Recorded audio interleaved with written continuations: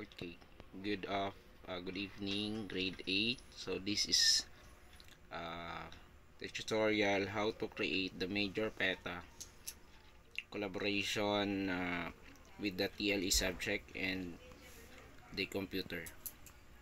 So first thing to do is to have your uh, home page. So, magkaroon muna kayo ng ganito. So, banner HTML, the navigation HTML, and yung homepage ninyo, or which is the content, diba? And also we have here the frame set, combining the different web pages into one. So to give you a glimpse of the output, I will show you the frame set tag, frame set website. Yan. So ganyan po itsura niya. We have here the banner or the pictures of the salted fish, and we have here the navigation HTML for this frame. Now, inatin natin yung ating screen sa tatlo. We have here the header, the navigation, and we have the homepage, or yung tinatawag nating thumbnails for the different method of preserving a fish. So every time na may pipindutin ka dito sa link, no, sa navigation, ay dapat dito sa content area lalabas. Example, kung pinindot natin tong link ng artisanal fish drying, lalabas po dito yung artisanal fish web page discussing about the different method in fish salting. Yan. And we have also here the picture with the hyperlink. Every time na pipindutin natin yan, ay may lalabas naman pong web page. So kung balikan po natin yung ating ating folder, meron po tayo ditong appropriate technology na folder nan. Ganyan. Ayan yung laman niya. And meron din po tayo ditong policy na webpage. So hiwalay na webpage po yan.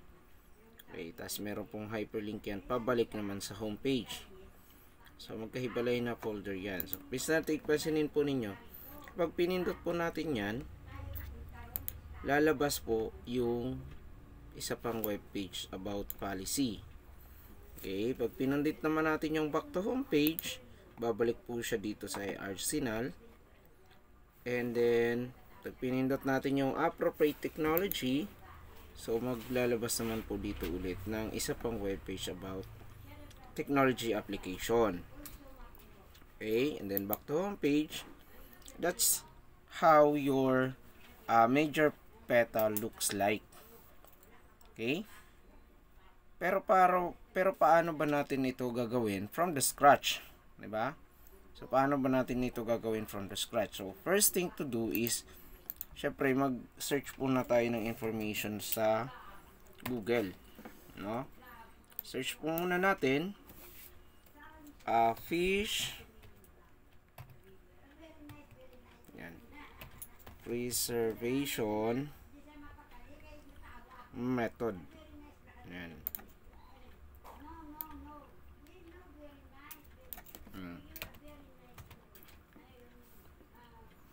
Yan, so meron tayong inilabas dyan, no? Ito po yung sample, pero meron po tayong 5 methods dyan, no? Drying, salting, pickling, and smoking. And yung pinili ko po na method ay salting, no? Salting. So, piliin natin dito, lagay po natin sa taas sa search bar, salting. Ayan, so yan po yung lumabas. Then doon tayo kay artisanal food and agriculture organization. So pag pinindot po natin yan, meron po tayong guide kung paano po ito gagawin. So una, ito yung ating banner. Copy, kinopya ko po yan, file, save as. And then ilagay ko po siya sa folder. Back folder.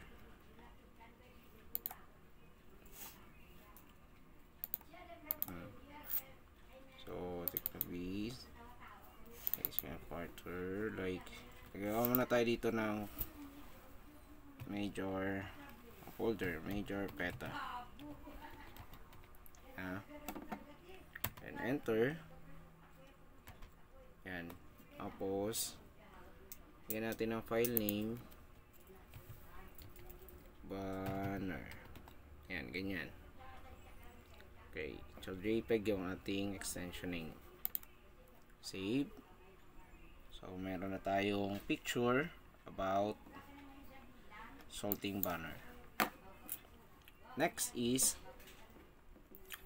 to have the link, no? Or pwede naman natin gawin muna yung yung web page nito. So para gumawa niyan, kailangan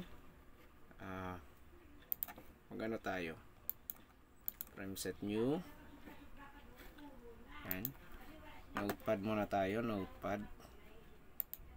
Pag wala po kayong makitang notepad dito sa pwede naman nating i-search. So, type natin notepad. At may lalabas na pong notepad dyan. Ito. Dito, magta-type po tayo. Okay. Magta-type po tayo dyan. Post ko lang muna. Okay, so nakagawa na po ako ng basic structure ng HTML. So HTML head, title, banner, and then the close head. Close head. So since banner lang po ito, ang laman lang po nito ay picture lang, katulad po niyan. So ang laman po within the open tag body and the closing tag body dito sa pagitan ay img lang po. Img src equals and then double quotation. Diba? Sabi ko sa inyo, pag HTML, every time nagagamit ng equal sign, ang kasunod po na ay laging quotation mark. Sa pagitan ng quotation mark is the name of the image and then yung file type po niya. Ayan. So, tignan po natin kung ano po yung name ng image. Major peta. So, banner po. Ito. So, banner. Right click. Rename para ma-select po natin yung kabuuan. Copy. Then, balik po tayo sa ating notepad. Paste po natin dito. Right click. Paste. Paste. Tapos balikan nyo po kung anong image type ito by right clicking and then properties. So makikita nyo po kung anong klaseng image yan, yung file type nya. Type of file JPEG or JPG. Ayan, .jpg.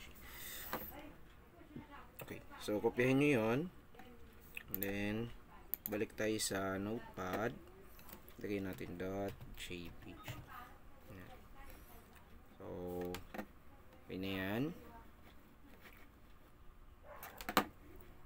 Save na lang po natin.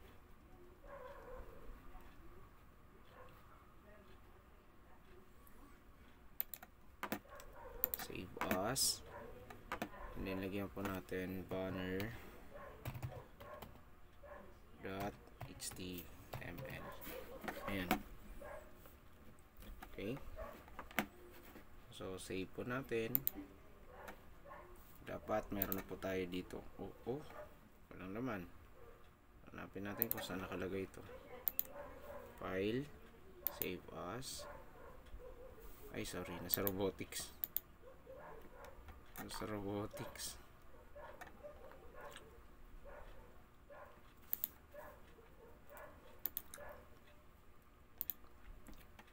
Grade 8. Major pet. Lagyan natin banner dot .html. Ayan. So, sensya na kung shaky siya kasi wala akong holder. Ayan. So, save. Ayan. So, nakikita natin sa loob po ng folder na MajorPeta. Ayan po siya, banner.html. Okay, open po natin. So, lalabas na po siya. Ano yan? May picture na po. Okay na tayo dyan. Balik tayo doon sa notepad. No? Ang balitan naman natin tong img. This time kasi, ang gagawin naman natin ay yung navigation. O, navigation.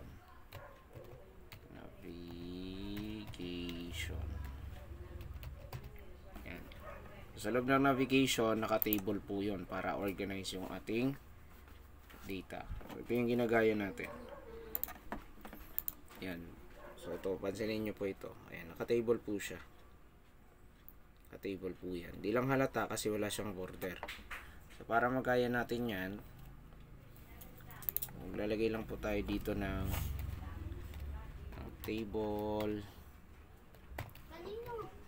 and then space.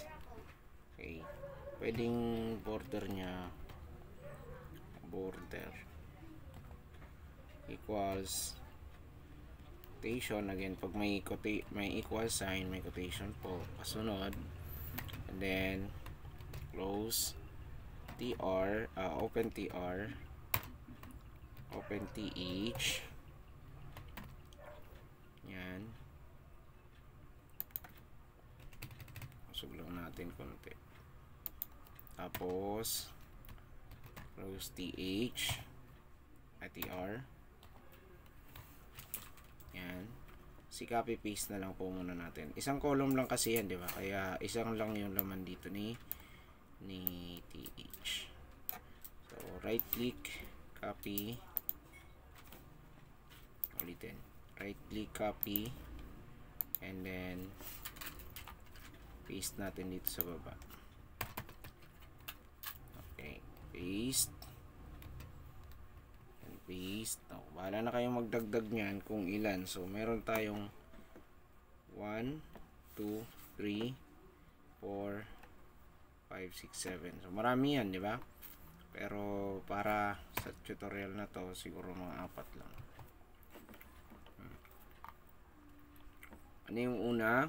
Capture fisheries. Capture fisheries.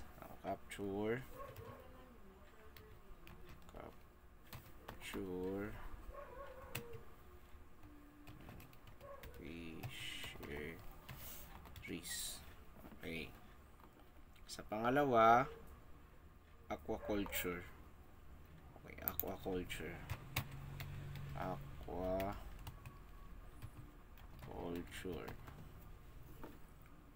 One word. Aquaculture. Pangatlo, processing and storage. Dito, processing and storage. Okay. Tapos, yung pang-apat is artisanal fish drying. So, dito yan. Artisanal fish drying. Close table tayo.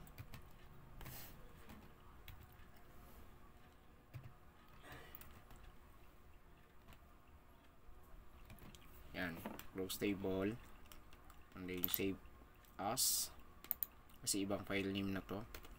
But ang file name niya ay navigation.html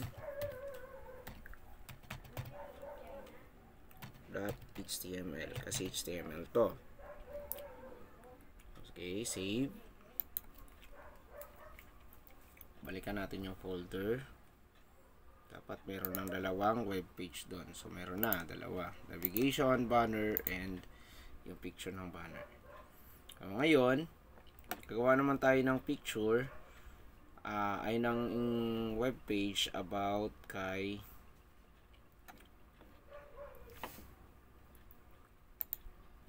content, no? Content kasi ang tawag dun sa ganito.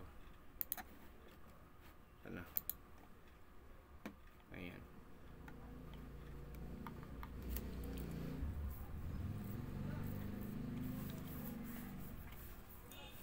Nagkamali ako. So, dapat meron pa pala dito. Okay. Yung picture dito kanina, di ba sa umpisa may picture dito. Yan yung method of fish. So, yun ang gagawin natin ngayon. Ayan.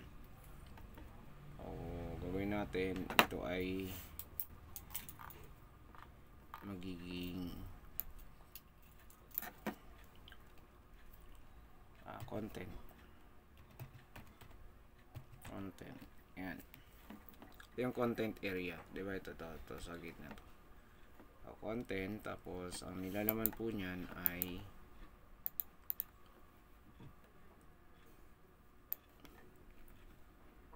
hindi table.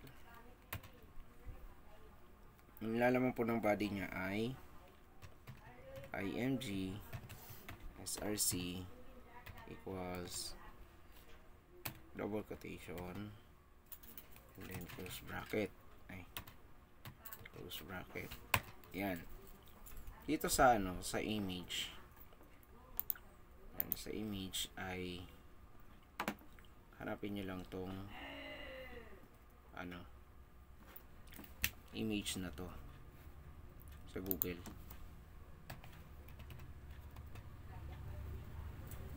Ayan. Fish preservation method.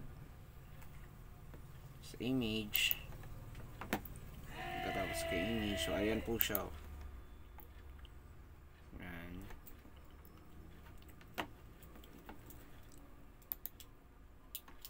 So, pag nakuha na natin, ayan. So, save lang po natin to. Ayan, food preservation, di ba? Okay. Pwede rin naman nating i-print screen na lang yan para malaki. Print screen. Yan. Para buo siya. Hindi siya katulad nung sa akin na manipis.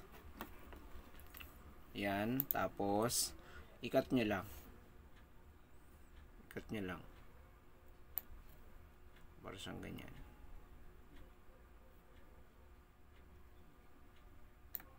Yan. Tapos, Control X. Cut yun. Shortcut ng cut.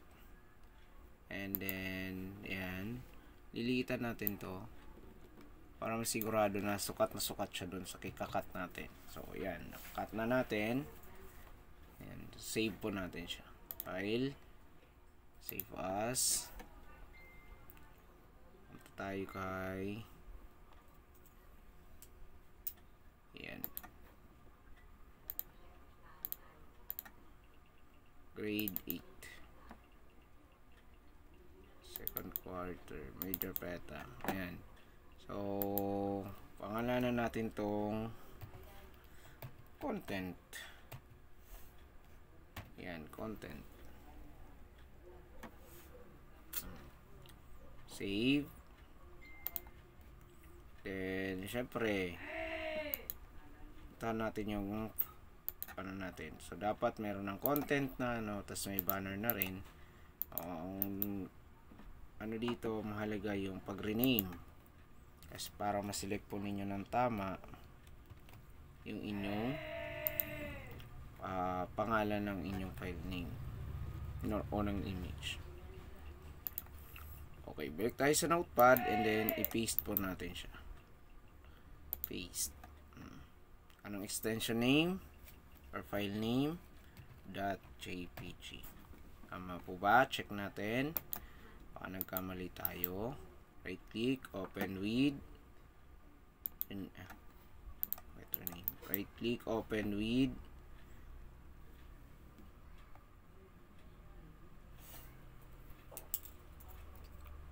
properties pala. Tapos tignan mo, okay, hindi siya JPEG, PNG siya. So, dapat .png lalagay natin. Balik tayo sa notepad.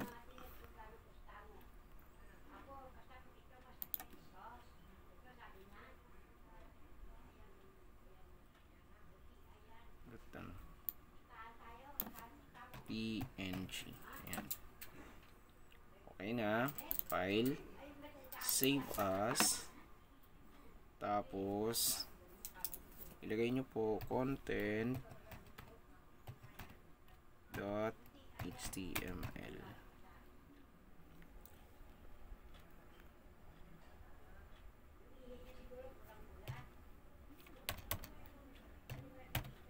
Yan.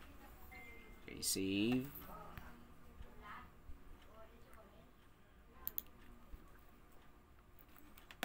Meron na tayong navigation.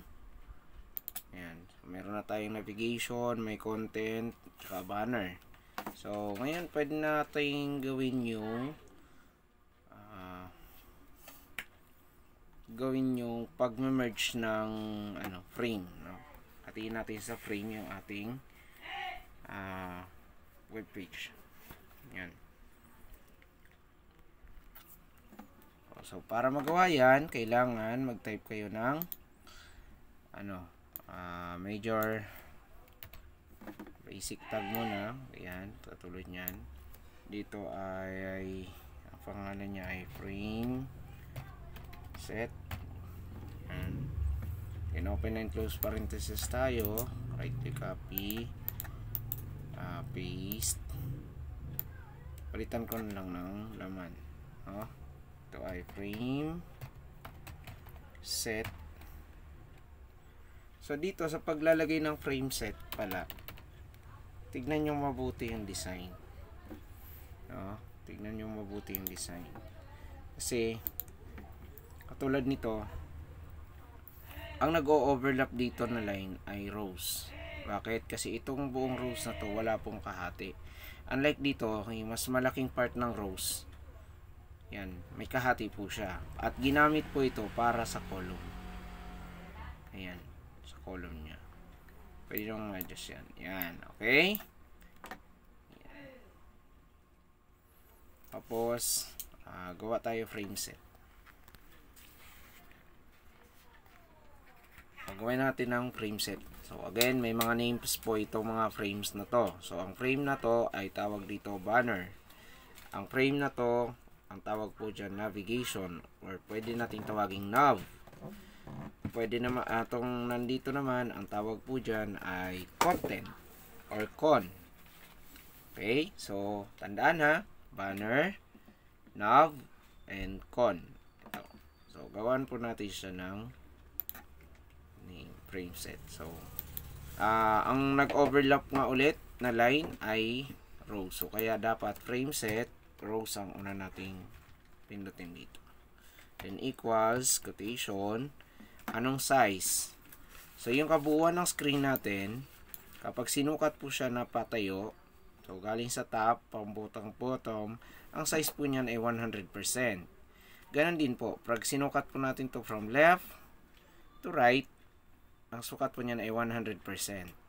So assuming na ang kalahati ng 100 ay hindi natin kailangan yung kalahati, pero para makuha lang natin yung exact size nito is alamin mo yung kalahati. Okay? So kalahati ng top to left ay left to right ay 50%. Kasi yung kabuuan niyan ay 100%, di ba? So 50% yung kalahati. Hanggang dito lang siya, hindi naman siya kalahati talaga ng buong square page. So malamang, let's assume na kalahati and then kalahati ulit. So, kung ang kalahati sa 100 ay 50, ang kalahati ulit sa 50 ay 25. So, kaya dito, 25 po yung ating ilalagay. Dito, so 25, yung unang rows natin, 25, 25%. Okay, so ang natira ay 75%. So, then quotation. This time po ay gagawa po tayo ng names, no? Names. Ang pwede lang natin lagyan ng pangalan dito or yung na-occupy lang na part ni Rose. Okay, balikan natin yung ating frame set. Ang na-occupy lang na part ni Rose ay ito, yung 25%. Bakit? Itong 75% sa ilalim, yung ganyan, ay inoccupy naman ng linyang patayo, which is the columns. Diba? So, sa madaling salita, pagdating sa rows, ito lang ang napakinabangan ni Rose. Dahil ang 75% ay ginamit naman yan para sa patayo. Ito, mga nakatayong linya, which is the navigation and the content.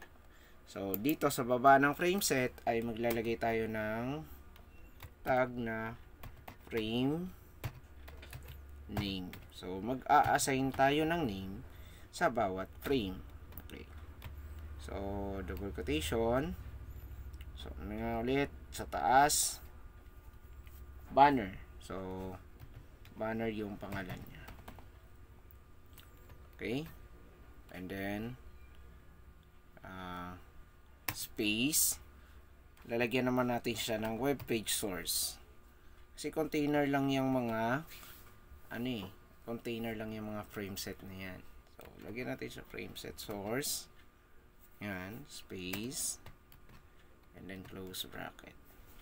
So, sa frame set source, ang ating ilalagay dyan ay yung ating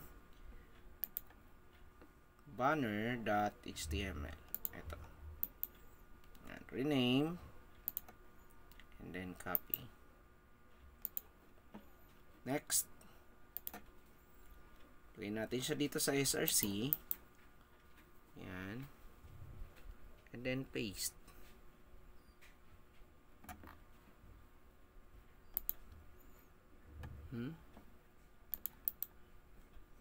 Ayan, paste.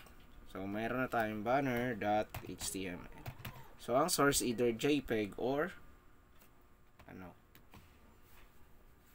HTML.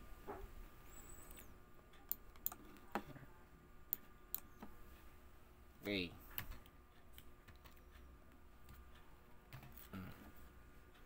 Mali. Ayan. So, ayan. Frame name, banner. So, copy na lang natin yan. Copy. And then, paste. Dito, instead na rows pa din, palitan natin siya ng calls or columns. Ayan. So, 25 pa rin yan. Tapos, 75% yung isa. Pero ang pagkakaiba dito ay dalawa yung name nito. Dalawa. Bakit? Kasi nagamit mo na yung line ng navigation, which is yung patayo. Ito. Okay, at yung maliit or malaki na 75%. So,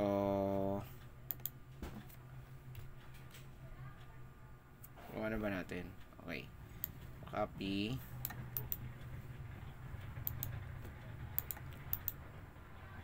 Paste. Yan. So, ang name niya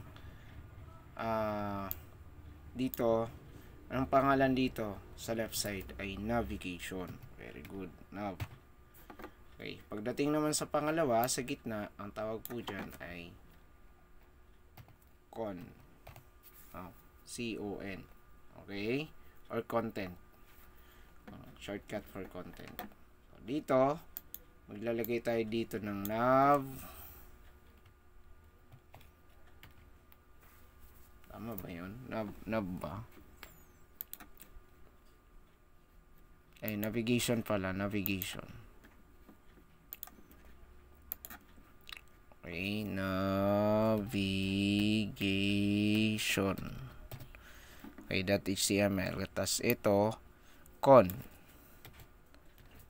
Con.html.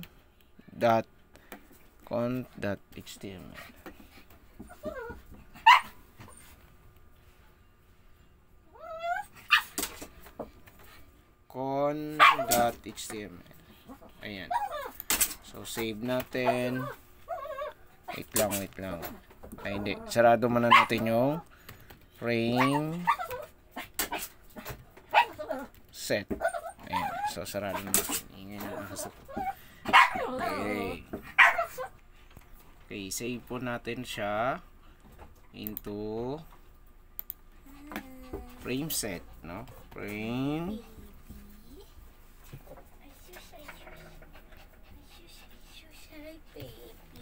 set .html.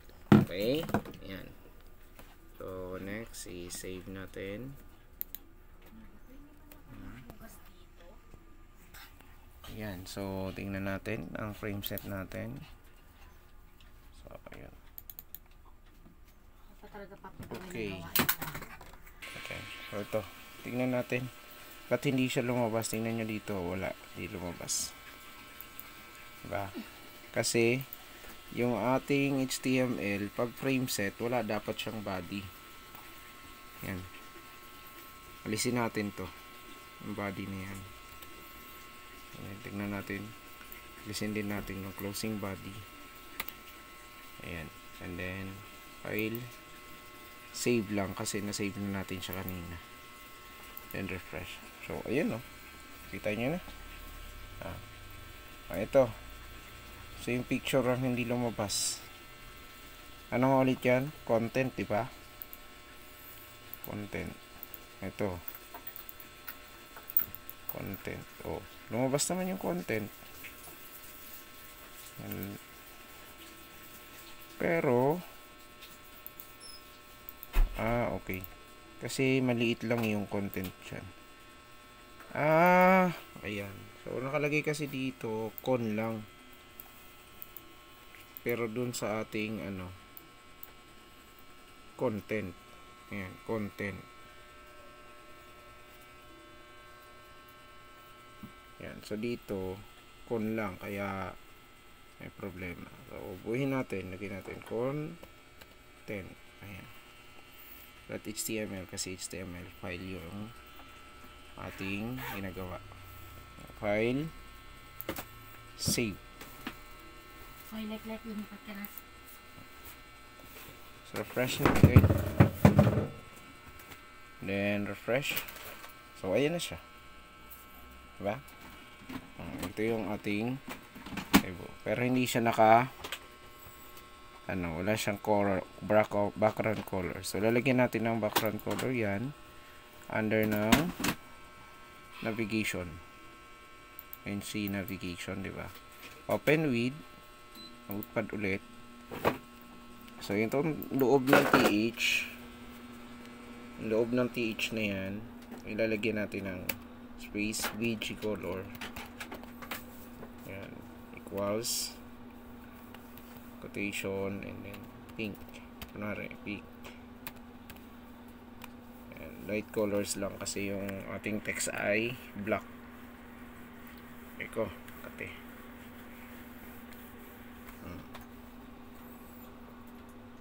Right click, copy natin, paste natin dito, space, control V, dito rin, space, control V, yan, ito wala na yan, wala siyang background color, tapos TD lang yan, hindi siya TH. TD lang. File, save. Tignan natin, refresh. Ayan siya. May background color na. Tapos yung artisanal natin. Ayan. So, problema lang, hindi pa yan naka-hyperlink. So, lakayin natin ng hyperlink para magkaroon dito ng webpage. Okay? Para lagyan niya ng hyperlink, punta tayo sa navigation. Ito. Yan yung navigation, HTML. Tapos, bawat isa dyan, ito. Bawat isa ng ating TD ay maglalagay tayo ng A or anchor tag. Akit mo muna yung isa. Ayan.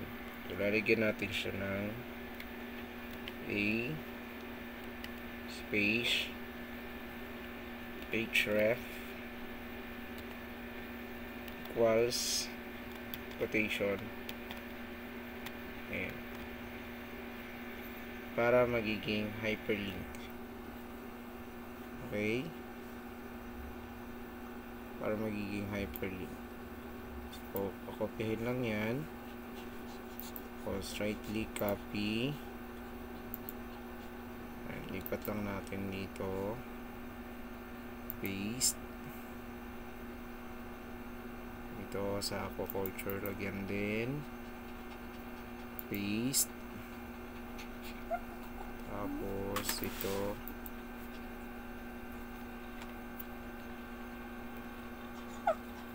Paste din. Yan. So, yan po. Meron na. So, sa dulo naman, ang isasarado lang natin ay yung A or yung anchor tag. Hindi kasi kasama to dahil ito ay attribute lang ni anchor tag, si href. So, again, sarado natin. Close A. And close A. Highlight. Copy. Then, paste natin dito. Lahat ng mayroong open tag na href. Paste. Then, paste. So, yan. Save natin. O, refresh natin to. Tignan natin kung anong nangyayari. So, yan. So, nagiging color blue na siya. Yan. Tapos, yan. Pag pinindot natin, walang lalabas kasi wala pa naman tayong nilagay sa loob ng sa ating href. So, dapat may HTML file kang ilalagay dito. Yan. Para magkaroon ng laman yan, so abangan mo yung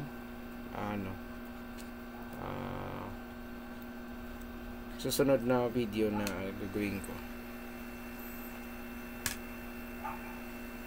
So, yun lang muna ngayon. Tignan natin kung panoorin nyo yung susunod na video. Ito pala, lalagyan pa natin yan ng column ng width. Ito, yung banner natin. So, lagyan natin ng width. Ano yung banner? Ayan, banner. Open with notepad. Okay. So, ito yun. Ayan. So, maglalagay tayo ng